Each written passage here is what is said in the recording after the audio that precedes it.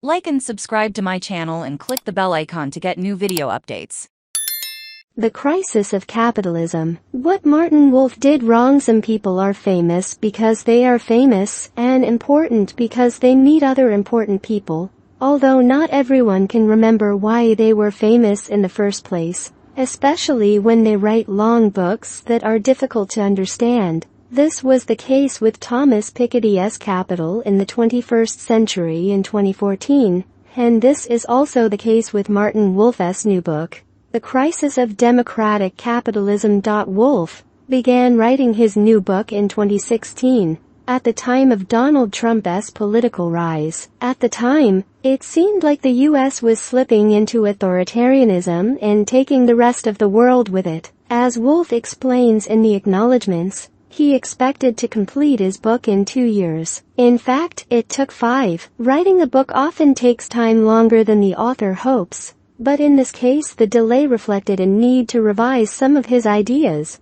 which may have included the fact that the U.S. demise seemed increasingly implausible. Trump did not win re-election. His attempts to overturn the election were rebuffed. Several processes to hold those responsible for wrongdoing accountable are underway. Extremists did not triumph in the 2022 midterm elections. On the contrary, the Democrats performed better than expected, since President Biden had more legislative accomplishments in his first 2 years than any other president in recent years. Wolf's economic thinking. The reindeer are coming. Wolf believes that capitalism is in trouble because productivity is falling, inequality is rising, and distrust of leaders is growing to the point that even support for democracy itself is in jeopardy. Wolf, like Piketty, sees one of the main economic problems as pensioners. That is the idea that today's capitalists are like the country gentry of Jane Austen's novels,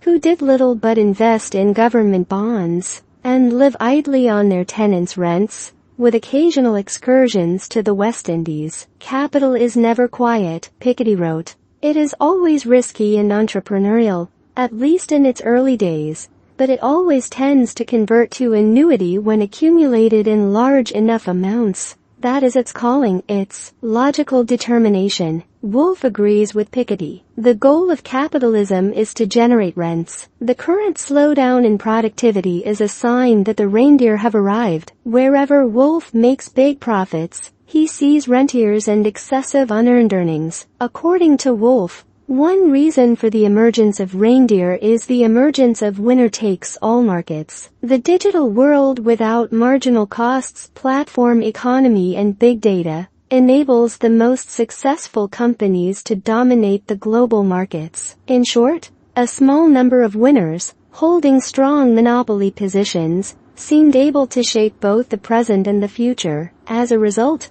Wolf writes, U.S. markets have become less competitive, concentration is high in many industries, leaders are entrenched, and their profit rates are inflated. This lack of competition has hurt U.S. consumers and workers. It has resulted in higher prices, lower investment, and lower productivity growth. According to Wolf, the biggest villains are the digital giants. The profits of the big tech companies, he writes, Amazon, Apple, Google, Facebook, and Microsoft are due in large part to monopoly rents. Here Wolf pits the profits of the digital winners against the unearned earnings of the idle 19th century gentry. Same. Really, Tim Cook is the new Mr. Darcy. The possibility that the high profits of the digital winners reflect the fact that the companies offer customers highly valued products and services is not discussed. The fact that these companies' products and services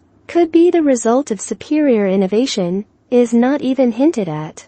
Why Google's current search dominance could be threatened if Microsoft's Bing makes better use of AI. Therefore, victory in the rapidly renewing digital economy can be short-lived. The idea that the imaginary absence of competition in the digital economy gives government the right to step in and slash the profits of winners is absurd. In any case, the digital economy does not account for more than 16% of the total economy, and cannot be responsible for inequality in the total economy. Wolf is oddly silent about the productivity declines of firms in the industrial economy, which make up the remaining 84% of the economy, unlike the digital winners, who are primarily focused on creating value for customers. These companies, particularly in the US, have spent the past half-century dedicated to maximizing shareholder value and generating short-term gains at the expense of innovation. To survive, these companies use lobbying power and financial techniques like stock buybacks to appear more valuable than they are. This is the main cause of the decline in productivity of the economy. These